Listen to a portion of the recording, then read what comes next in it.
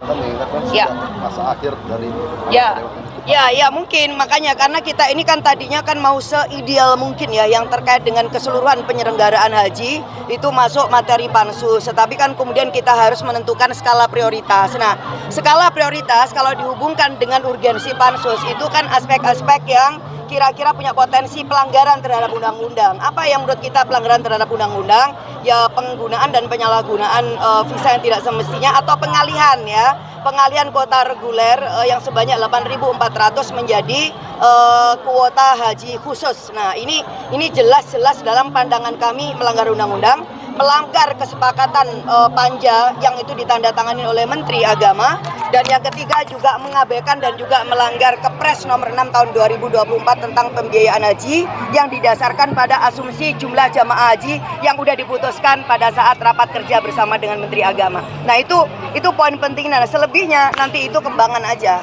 Bukan tidak penting. Misalnya soal transportasi darat udara, kasus deleknya kayak Garuda dan lain itu juga sangat penting, tapi itu nanti akan masuk ke rekomendasi kita lah.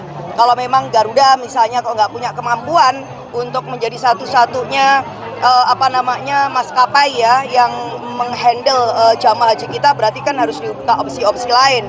Misalnya penerbangan yang punya izin landing di Jeddah misalnya atau di Madinah, maka itu kemudian bisa di open bidding gitu. Misalnya tapi diutamakin maskapai dalam negeri kan ada banyak, ada Citylink, ada Lion misalnya di luar Garuda. Tetapi ini kan tidak mendesak kita untuk menyelidiki pelanggaran undang-undang yang kaitannya dengan pengalihan kuota. Berarti Mbak Lulu, DPR optimis dong bisa merampungkan ini sebelum... Ya, karena semangat kita, kalau udah kita punya pimpinan, semangat kita sih kemarin kita nggak dibatasin jam kerja ya. Jadi kalau misalkan mau pagi, siang, sore, sampai malam, tengah malam kan tidak ada masalah. Jadi bismillah aja, tapi mohon doa restu rakyat Indonesia itu yang paling penting karena memang tugas sangat berat.